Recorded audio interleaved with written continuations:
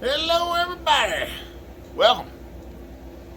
All right, now what we've got today is a video that's probably going to be controversial. And that's all well and good, because I'm not above controversy.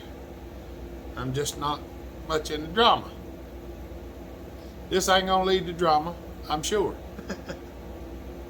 But this is going to be an interesting video. The premise of this video is fixing something that you can't get anymore. Now what we've got here, we can actually replace it. We can find some and we can replace it.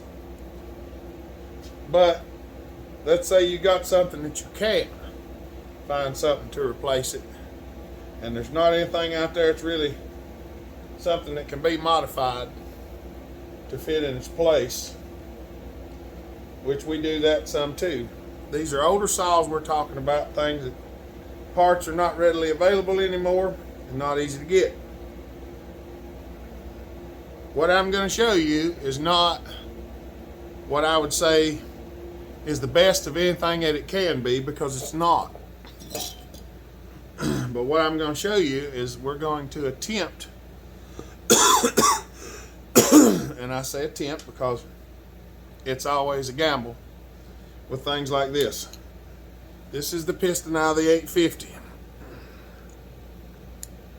You can see that it galled a little bit and it rubbed some aluminum over the rings.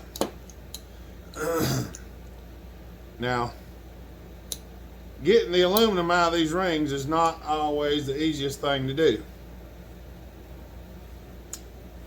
Matter of fact, it's not easy a lot of times at all. Now what I'm thinking I'm going to do right quick is I'm going to, I normally don't do this unless I just have to, but what I'm going to do is I'm going to take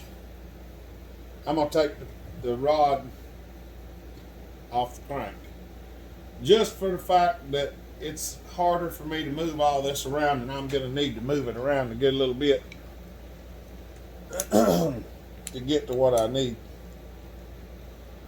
So we're going to see if we can find a wrench that will fit this, which so far we have not, because I don't seem to have one in this set of Allen wrenches that fits, and a regular T-handle, but I had it in this. So. Well, let me turn this around the other way, where I put the torque on the other side.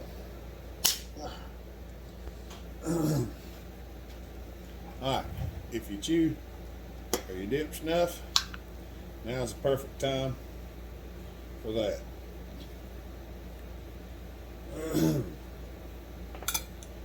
What we're going to do, we're going to turn that up there like that. We're going to dump all them needler bearings in there. And for those that don't know, these split rods like this, these rods are fractured, they're not cut. So what that means is whenever they make this rod, they do everything they need to do, and it's got a slot there and a slot there and one on either side, and they put this in a machine and locks it down, and they crack the rod and break it before they temper it. So these rod caps are not interchangeable, and you can't turn them the opposite direction either. So if you ever need a rod and you find one without a cap, don't buy it, because you can't use it. And I say you can't, and I wouldn't, and if I wouldn't do it, the odds are you probably shouldn't either, because there's not many things I won't do. But for some reason I got something in here irritating my air pipe, and I'm having a hard time. I've been coughing a lot. That box is in my way. I'm going to try to get y'all in here I don't know if I should turn it around and zoom in, whether it'd be any easier for y'all to see or not. Mainly what I'm going to do is I'm going to try to find the ring gland. I'm just going to start rubbing over it with a file. This is a triangular file. It's not very aggressive. Matter of fact, I wish it was a little bit more aggressive than it is. Something on the table smells like pine saw though, and I'm starting to wonder what it is. It come out of this saw. It's very irritating to my throat. We're just trying to get in there and file a little bit along the top of that ring, because the ring's hard and the aluminum's not. So you can feel when you start getting down to the ring, because the file will just skate.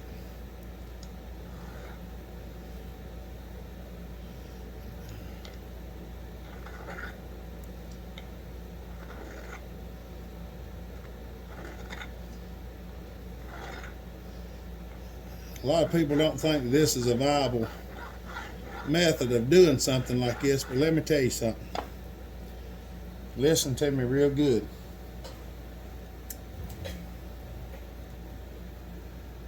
Dad bought a Pro Max 700 in 1975 that was like this. That was before I was born. Okay. 75, he bought a Pro Max 700 or 710 rather, that was like this. He cleaned the piston up and put a new set of rings in that saw, cleaned the cylinder up with sandpaper, and we ran that saw to 1989 and it was still running. And the only reason we changed the cylinder and the piston was because we found a brand new cylinder and piston kit at a hardware store for like 60 bucks. So from 1975 to 1989, we cut every load of wood that come out of them woods out yonder that we heated our house with from the time I can remember until then. And he actually sold that cylinder off that saw to somebody else who fixed their saw. So this ain't out of the question for being something that'll last a long time. So just remember that. You know, back poor people had poor ways, and that's what we done. That's how I learned how to make the best that I could make out of something that wasn't hardly nothing. So just keep that in mind, okay? Don't be so quick to judge on things. Whether we can fix this one or not with this set of rings is beyond me. I don't know, but I'm gonna give it a try, and I'm gonna bring y'all along for the ride. Now what I'm trying to do is just get as much of the aluminum transfer out of the ring glands as I possibly can, because that will make it easier to get the rings out of the landings. And well, as you know, reusing it, it's important to get the aluminum out of the landings, because well, you can't get the rings out without getting them out. Now there's not going to be no smoke and mirrors on this. You're going to see exactly what it is. Now I may have to stop for a little bit and do some cleaning without filming it, but I'm going to try to at least get one of them out without it.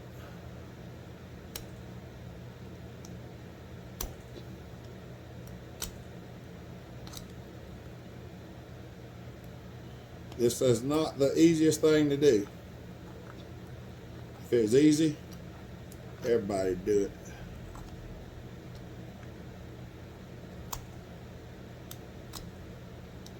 I don't know I don't think that's opened up enough yet. But you can see I'm starting to get some opening up in there. You can actually sort of see the rings now. It'd be nice if I could see better, but I can't see as good as I used to. That's just this part of it. These razor knives do help out a lot, because they will cut aluminum, especially when it's just folded over aluminum.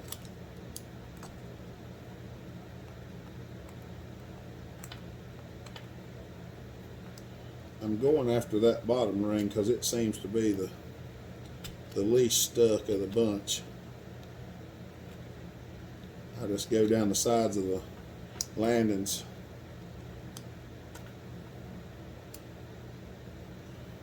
Oh, I'm sorry.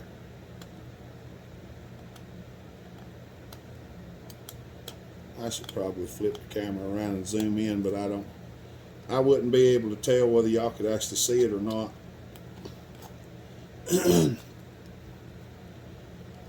all I'm attempting to do is clean them landings up as much as possible,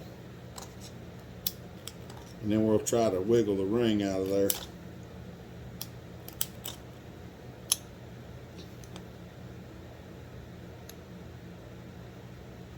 And we might have to put a set of rings in it, but I don't know that. I mean, the odds of us getting these rings out are slim, but nonetheless, they're there. Until they're broke, we still have hope.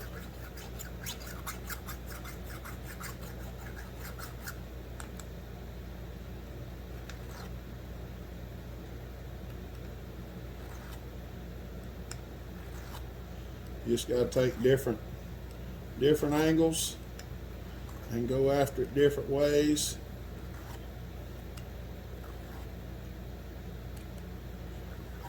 And with the piston having scoring on it, I'm not really concerned with scratching the piston with a file, because anywhere we scratch it, that just gives us more places for oil to lay.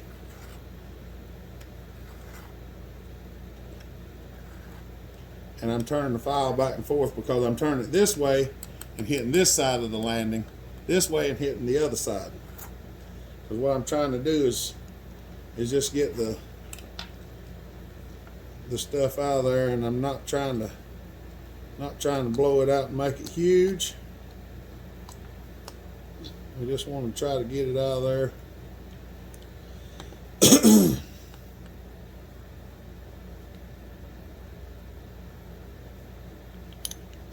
And I'll kind of look at it and see where it's stuck. It's still stuck right in there.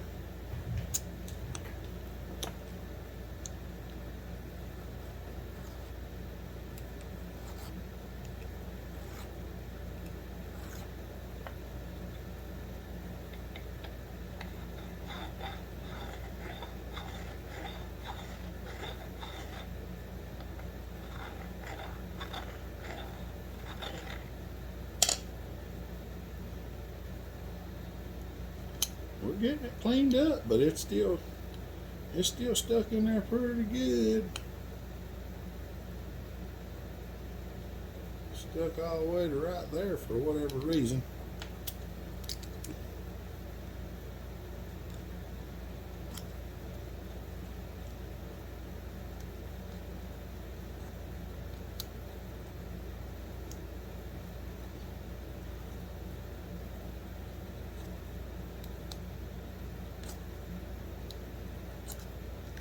Sometimes you just can't get them out.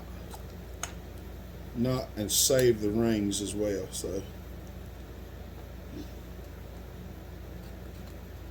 it's not always an option to get them out, but it's not always an option to reuse them. That's what I'm trying to say.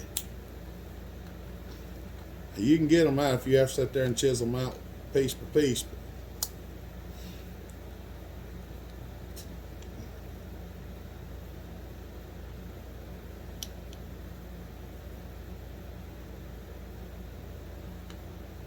It's still in there pretty tight.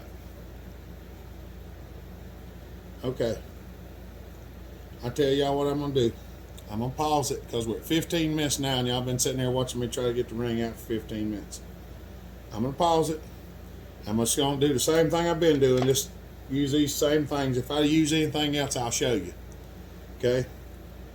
If all else fails too, I may have to actually put it in the cleaner. But I'm gonna take it over here and I'm gonna hit it on the polishing wheel just to smooth this up a little bit so I can see it a little better. And then we'll go back at it. All right. I don't know if y'all can see it. I've got the top ring just prior to the surface. It's not out yet. It's still stuck. But all I did is just kept working it back and forth and working it back and forth. Now what I'm doing now is I've got the end of each side of the ring with my fingernails. I'm just walking it back and forth, trying to run it out of the hole. Now, you can break rings doing this, especially cast rings. These rings are chrome moly, so they're extremely tough. Now, whether it's going to come out just yet or not, I don't know. It's not appearing to so far. But sometimes what I do is I'll take this and go down in there and use it kind of as a lever.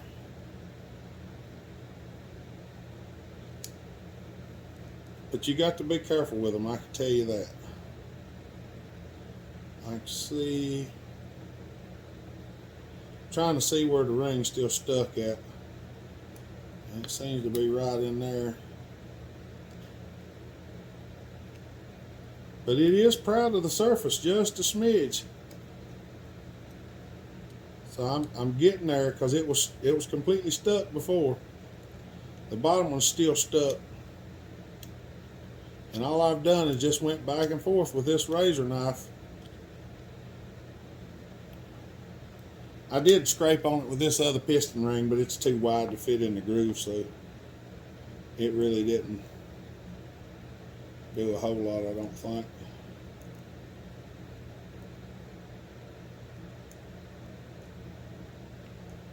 Oh. Oh. Are you gonna come out?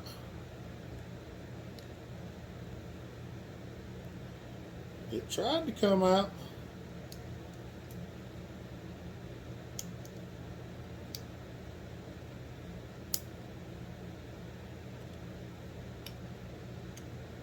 I know this has got to be boring.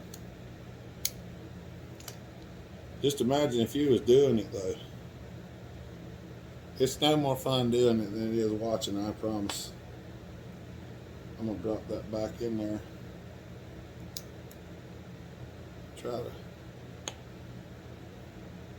Now that's jumped up out of there a little bit. Now why it'll jump up when the ring's in there, but it won't jump up whenever it's out, I don't know the answer to that yet.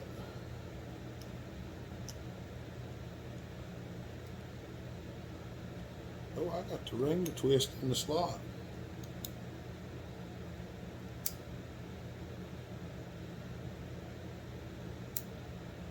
Oh, it tried.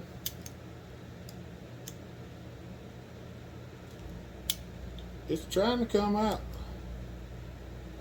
It wants to live again.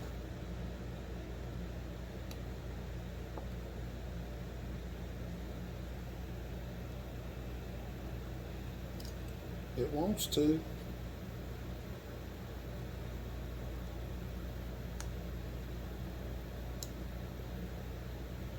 Just can't quite get it to commit to it yet.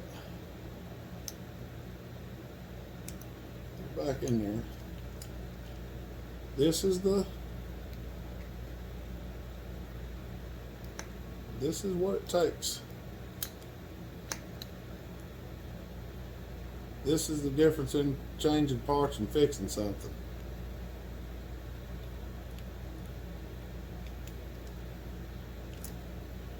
Anybody can change parts. This ain't the easiest thing in the world, and it requires Patience. And see, I can get it to there. Then it's like it stops. So just have to keep going back and forth. I'm going to try to film when it pops out, but I'm going to keep working on it a little more, and if it pops out, I'm sorry, because I can't edit all this video. So give me a minute, we'll see. Sorry, y'all. I resorted to some off the charts stuff. I got it loose, and I just couldn't get the last little bit out, so I just put the edge of this under here, and I just put it there, and I just tapped it lightly with these pliers. Just tapped the back of the blade until it circled around and come out. So there's one. It actually don't look too awful bad. We won't worry with that yet. I'll show you a little bit later. I'm going to attempt to get this one out here. We got the top one out. This bottom one is still stuck. It's stuck pretty hard yet. So I'm going to go back to scraping on it, and if I try to tap it out, I may record tapping on it. At least if it breaks, you'll get to see what I was doing. And just to reiterate, there is no surefire way to get these things out that I found. Well, scratch that. There is one surefire way. If you put the piston in the lathe and you cut down to the ring, you can pull it right off, and then you cut down to the next ring and pull it right off. If you've got another piston and you need a set of rings, that's how I get them off. But if you've got rings and you need a new piston, that's not the way to get it. The best way would be to obviously just cut the rings out of it.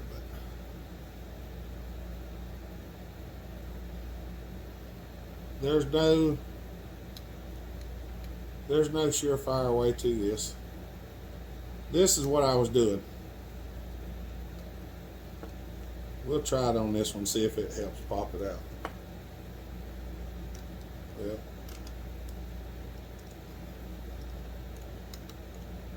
alright, y'all got an eyeball on that? So what I did is I set it on there, and I've got it sitting over here on this, and I just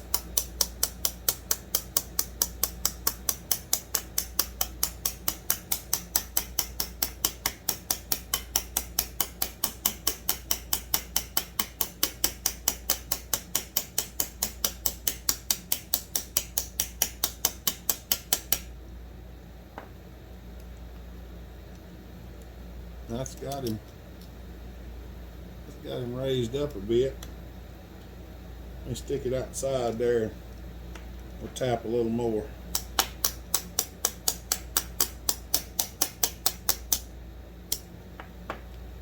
Y'all see that?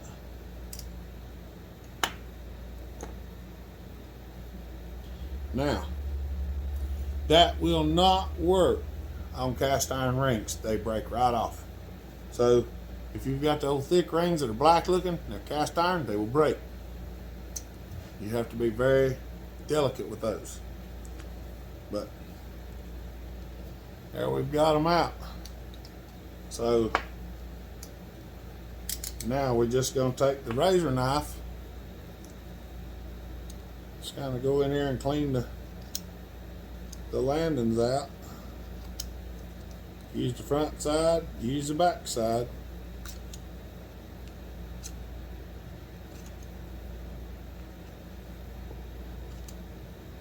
Just kind of getting in there, and I'm twisting it to the side so that the back of the blade will cut on the edge of the landing. So if you don't, I'm doing it like this and that. So I'm putting it in here, twisting it that way, and then pulling it. And then I put it in there, twist it that way, and pull it. I do it in each ring landing, and you can see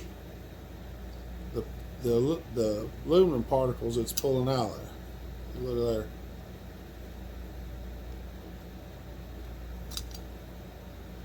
See? I don't know if y'all can see that or not, but that's a good little bit there. But we'll do that a few times. We're going to wash this piston off.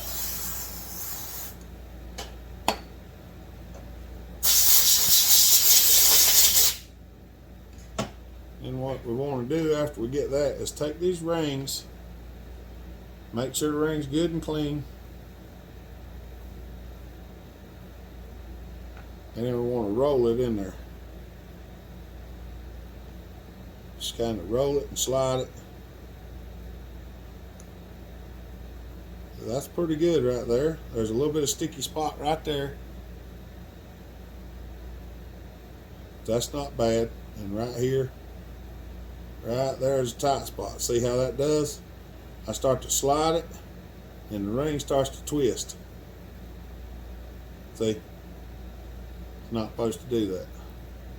See it won't stay in that one.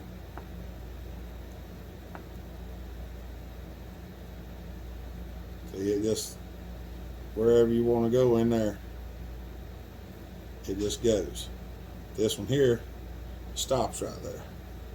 So what we do is take a razor knife, just go in there and draw through it a little bit more.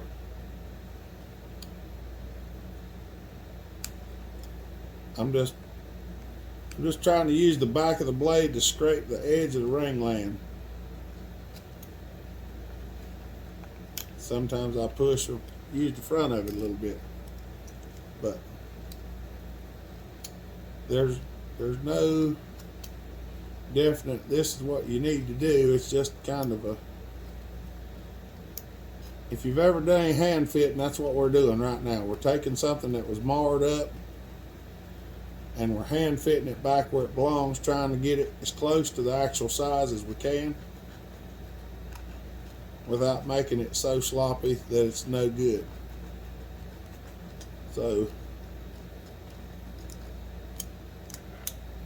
just do a little scraping, a little washing, clean it out. Now, back to where we was, we're going to pick up our ring. I'm going to start. Look, there's a sticky spot right there, but it's not near as bad. I can actually push through it now. See, it'll still hold it, but I can push through it. It's right there. I'm going to turn around and use the other side of the blade.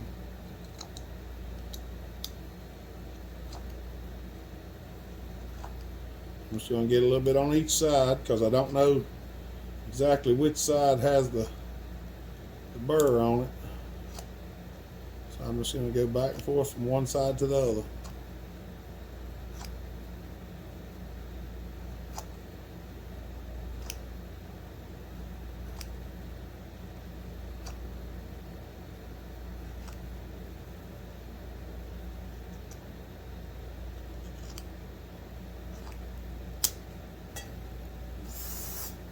Try not to make this video crazy long. It's 30 minutes.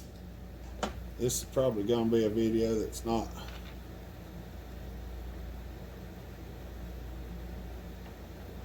Still just a little sticky spot right in there.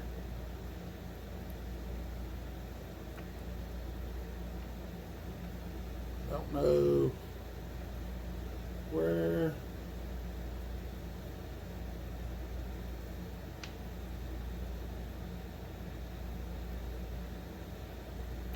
Right there.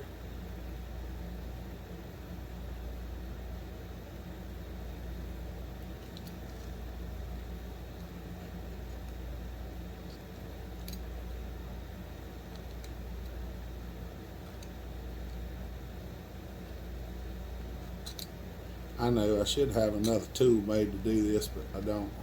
Well, I say I don't. I've sort of got some broke rings running around here somewhere. with tape on that I use to do this sometimes, but I don't know exactly where they're at.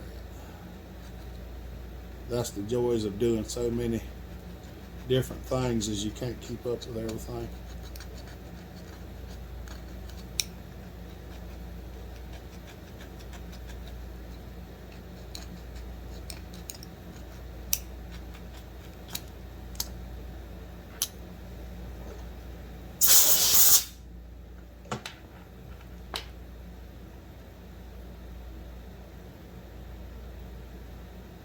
There we go.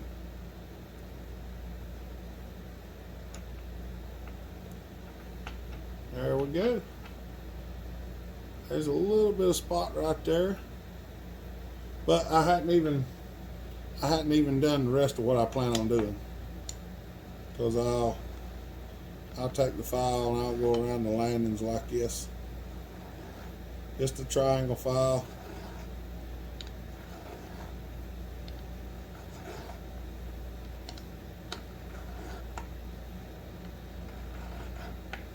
Give them just a little bit of relief.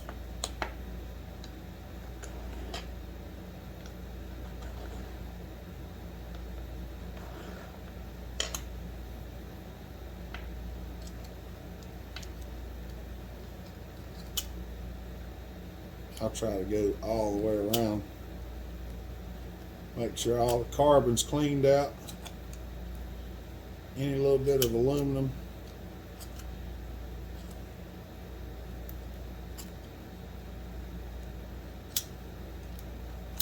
Alright, I'm going to finish cleaning this up and I'll show you the rest of it. Alright. I've got the piston cleaned up pretty good. The rings fit well. Piston not loose in the bore. Now what we want to do is we're going to check these rings. See if we can get some idea of what we got here.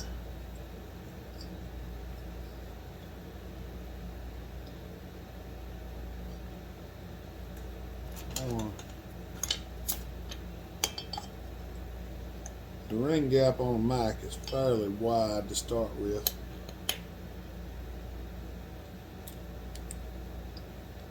I got too far down in there.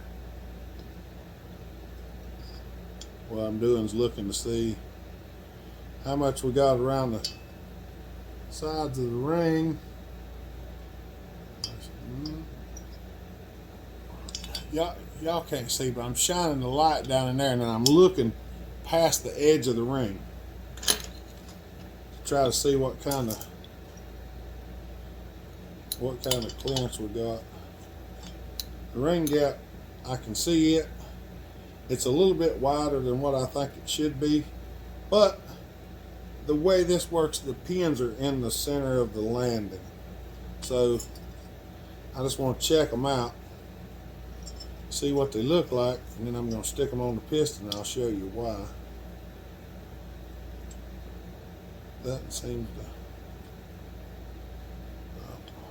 get down in there too far. Getting a close one here is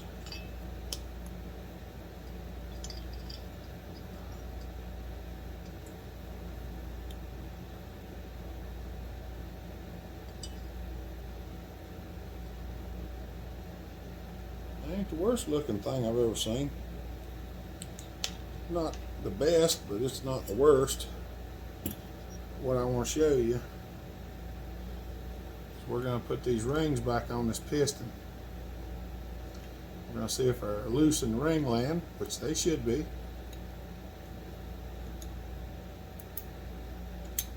There's that one. Fits on there pretty nice. Nice and loose. Not binding up or anything. We're going to put this one on here. Make sure it don't bind up. It don't. And one of the things that I do is I stick the piston in here backwards and go to the exhaust port. And I rotate it back and forth to see kind of what end gap we've got. See, that's probably only about 8 to 10 thousandths. I don't know what size that pin is, and you can't get down in there to measure it. So I was going to check at the feeler gauges, but then I remembered that you can't do that. Let's see if it makes compression.